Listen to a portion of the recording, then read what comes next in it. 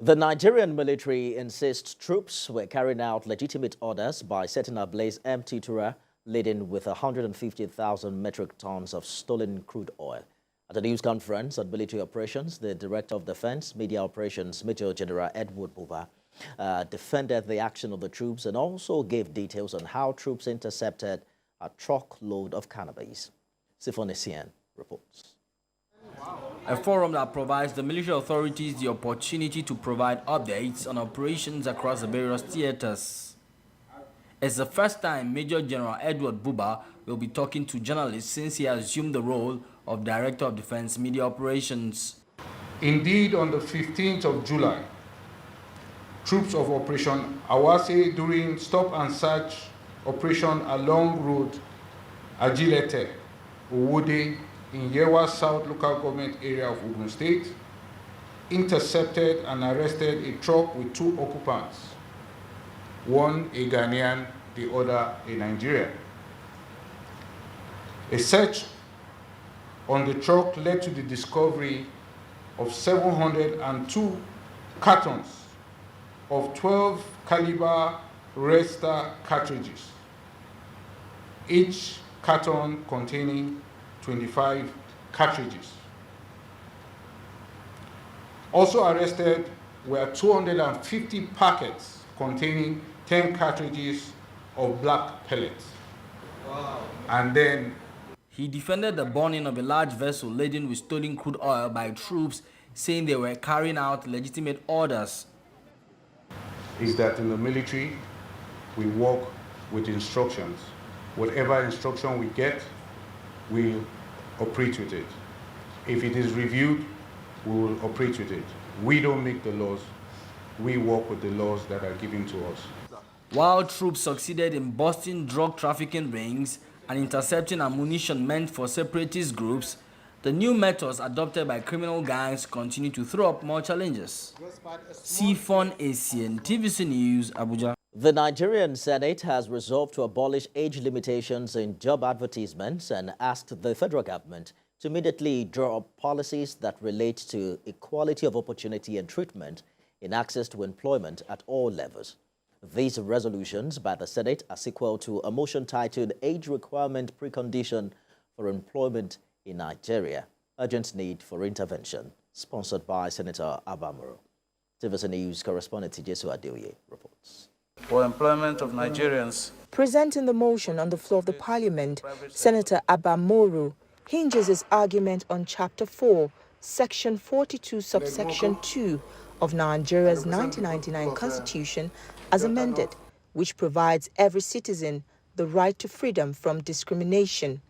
The lawmaker argued that this sad situation of age restriction on employment has led many to commit age fraud by going all out to falsify their age in a bid to remain within the age limit of employability in the Nigerian civil service and all other employers of labor in the country. Ironical that a graduate in this country can serve in the National Youth Service Corps program at age 30, but cannot be gainfully employed thereafter on the fact that he or she is above 30 years, a situation that is a flagrant breach of his fundamental human right.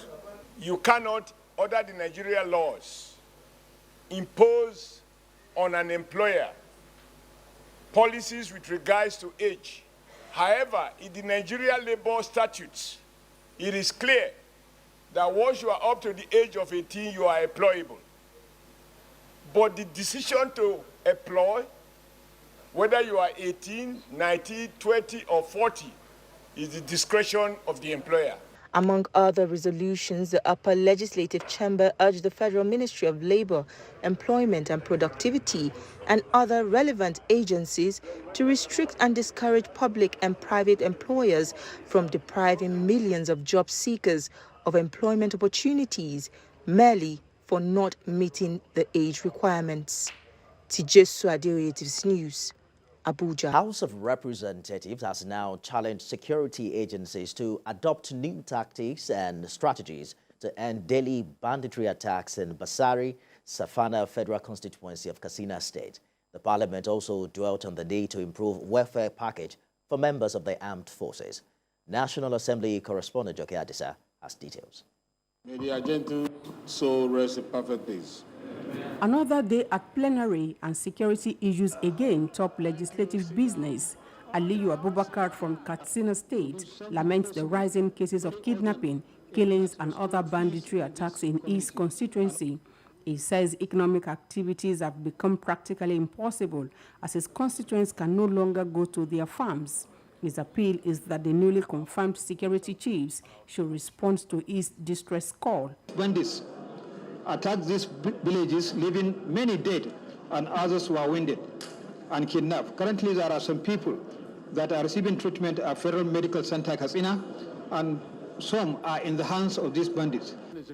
Lawmakers are worried about the disturbing trend of adulterated aviation fuel, a development they say poses serious danger to lives and property. They have now resolved to a probe. That the House to constitute an ad hoc committee to investigate the increasing incidences of aviation fuel contamination, associated air travel risks, and possible non-adherence to standard operating procedures. The head of the Civil Service of the Federation and the nation's Accountant General have a date with the Parliament on the inability of Government's Payment System, IPPIS, to certify workers for payment of their salaries. It's quite unfair that people will be working for 3 years, take transport in Nigeria of today, and they are not being paid. So these people have families. Some of them are breadwinners. They need to be paid, not just in INDIZIG, but in all the universities in the Federation. Consumers may now heave a sigh of relief as the House adopted a motion calling on the Electricity Regulatory Agency to desist from approving hiking tariff. It is most inappropriate and insensitive to come up with a price increase of such magnitude at this time when Nigerians are yet to come to terms with the increase in petroleum prices. To motivate members of the nation's armed forces, the House called for the full implementation of the Manual of Financial Administration. The end goal is to ensure that the 2024 budget takes adequate care of their welfare. Joke Adisa, TVC News, Abuja.